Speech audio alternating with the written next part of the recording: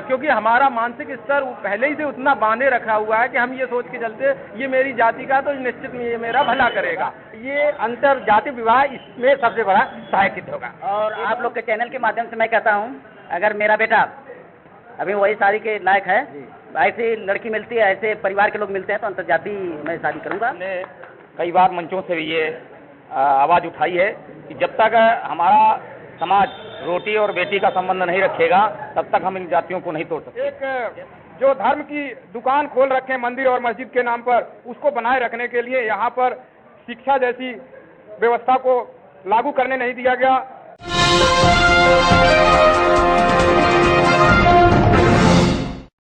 साथियों नमस्कार, मैं हूं नीरज पटेल और आप देख रहे हैं नेशनल जनमत। बुंदेलखंड की धरती पर जिला जालौन, उसकी एक तहसील है कोंच, यहाँ पर भीम पुस्तकालय का उद्घाटन किया गया, क्योंकि बाबा साहब न सिर्फ लोगों से ये कहते थे कि शिक्षित बनो, बल्कि ये भी कहते थे कि शिक्षित करो। इसी मूल मंत्र को अपनाते हुए आज कोंच में जितेंद्र राय जी और उनके तमाम सारे साथियों ने भीम पुस्तकालय का उद्घाटन किया। क्या मकसद है आपका? कि जो गरीब बच्चे हैं उनको पढ़ाने के लिए हम लोगों के अंदर से कुछ इच्छा जाहिर हुई कि भाई कुछ बच्चों के पास इतना मटेरियल नहीं होता है पढ़ने के लिए, तो उसके लिए एक प्लेस बनाया गया कि कम से कम जो गरीब बच्चे हैं वो हर तरह की शिक्षा यहाँ ले सकें। तो यही हमारा मोटो है। सबसे पहले मैं बता देता हूँ कि ये हमारी पूरी टीम का वो है, संकल्प है कि हर गांव में, हर गांव में शुरुआत मैंने 26 जनवरी 2020 से की थी। अंडा एक तहसील, मतलब कौन तहसील में अंडा गाँव है, उसमें भीम पुस्तकालय दान दिया था। तो उसी की कड़ी में ये मैंने एक भीम पुस्तकालय यहाँ पे बनवाया है।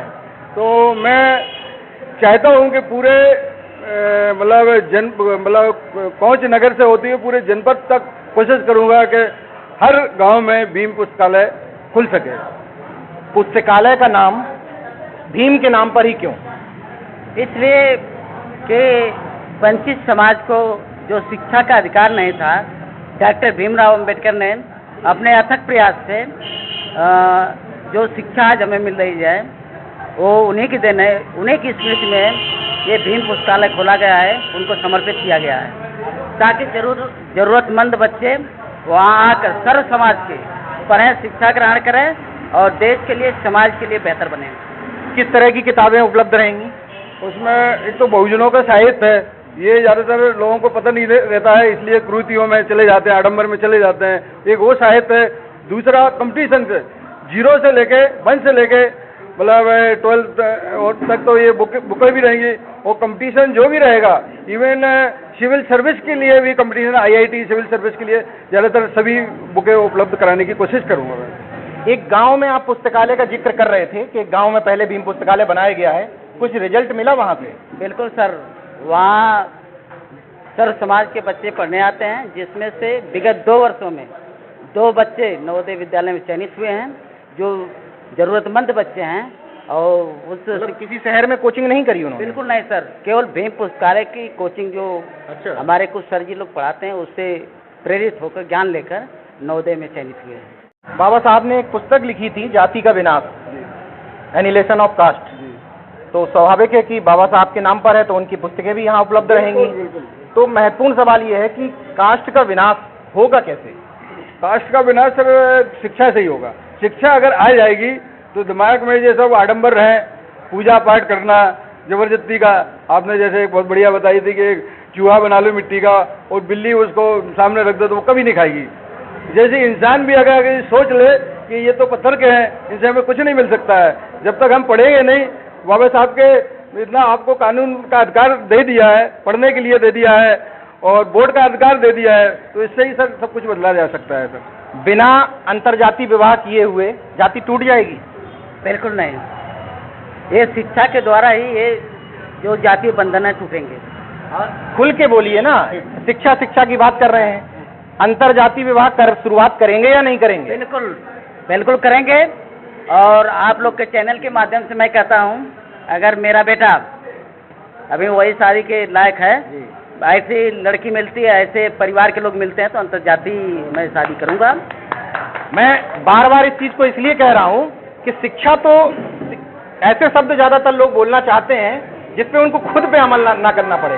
शिक्षा दे दीजिए, लेकिन अभी तक तमाम लोग शिक्षक बने, लेकिन जाति बंधन टूटे नहीं। तो है जो आईएएस बन जाते हैं हमारे समाज के, उसमें अदर कास्ट के लोग शादियां कर लेते हैं। जो आईएएस बनते हैं उनमें रेशियो उठा करके देखिएगा कि आपका बच्चा उधर गया कि इधर आया, वैसे जाता है अपर कास्ट, मतलब वो समाज के लिए बेहतर है। नहीं, बिल्कुल यही तो सर समाज के लिए घातक है। मैं यही कह रहा हूँ जी, ये घातक है सर।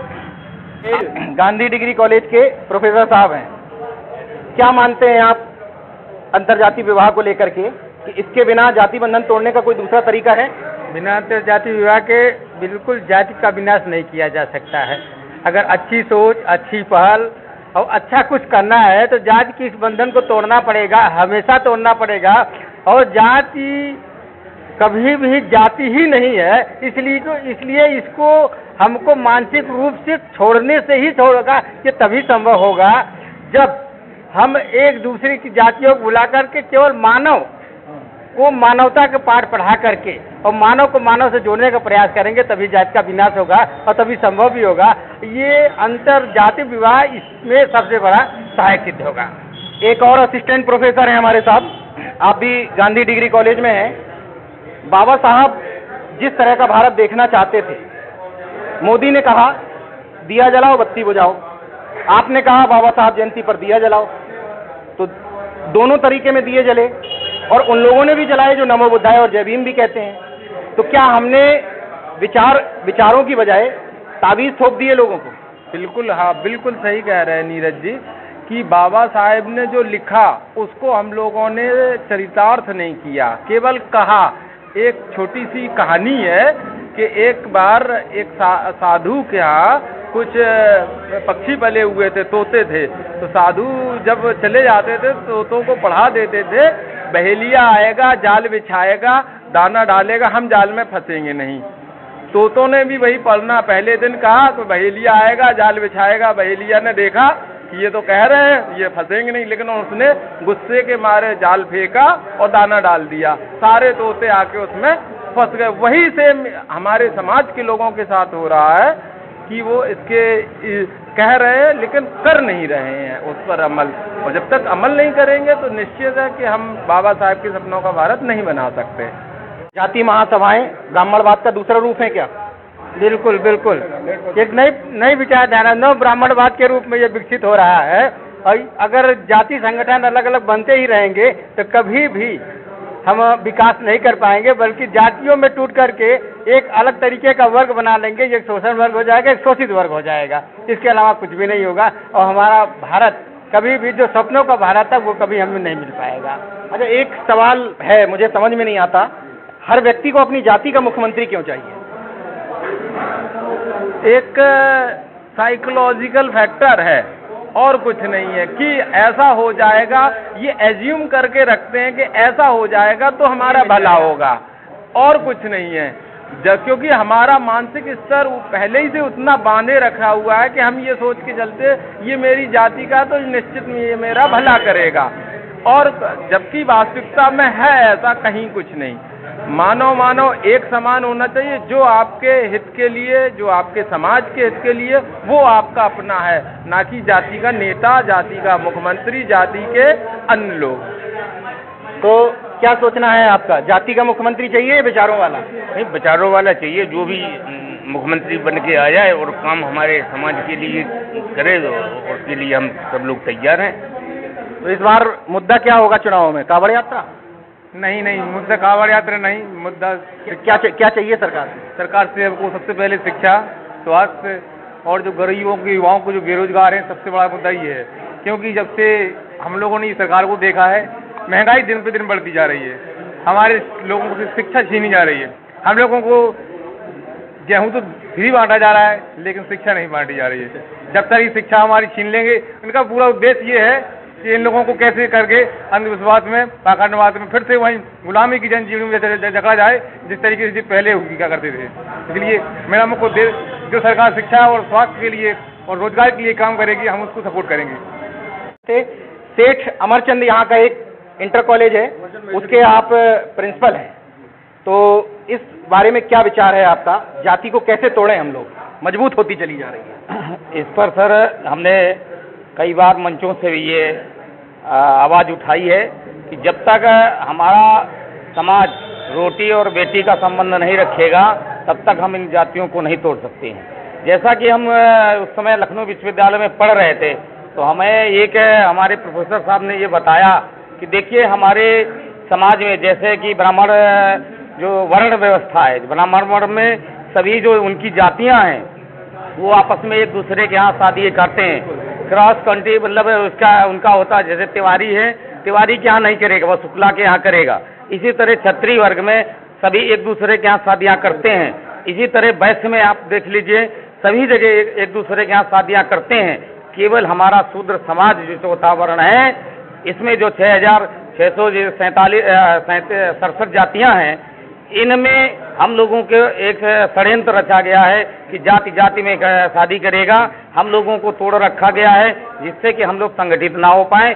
जब तक हम लोग एक दूसरे समाज को स्वीकार नहीं करेंगे और पढ़े लिखे वर्ग के लोगों से विशेष अनुरोध है कि वो अपने शूद्र वर्ण में ये न देखें कि ये किस जाति का है, जो जिस योग्य है आप अपने उसको समझ करके अपना शादी विवाह अगर करना शुरू कर देंगे, जब हमारी रोटी और बेटी का। अनिल भारती जी हैं, आचार्य नरेंद्र देव रई में प्रतिष्ठित इंटर कॉलेज है उसके प्रिंसिपल हैं आप खुद प्रिंसिपल हैं, तमाम लोग यहाँ पर अन्य लोग भी शिक्षित हैं। लोग तो अब ये कहने लगे जब जातिवाद पर सवाल उठाओ कि जो पढ़ लिख गया, जिसको एक बार रिजर्वेशन मिल गया, उसके साथ जाति की समस्या खत्म हो गई। ऐसा नहीं है। अगर जातिगत समस्या खत्म हो जाती तो महामहिम राष्ट्रपति जी को मंदिर जाने से रोक दिया गया। और ऐसा नहीं है कि हम धन प्राप्त करके, पद प्राप्त करके और समाज में जो ऊंच नीच का भावना है वो समाप्त कर पाएंगे। जब तक सामाजिक समरसता हम पढ़ लिख करके सभी लोग पढ़े लिखे लोग एक दूसरे से संबंध स्थापित नहीं करेंगे, रोटी बेटी का संबंध स्थापित नहीं करेंगे, तब तक हम सम्मान के साथ पद प्राप्त करके सम्मान नहीं प्राप्त कर पाएंगे। क्योंकि वो अपने आप को वरिष्ठ बनाए रखने के लिए एक जो धर्म की दुकान खोल रखे मंदिर और मस्जिद के नाम पर, उसको बनाए रखने के लिए यहाँ पर शिक्षा जैसी व्यवस्था को लागू करने नहीं दिया गया।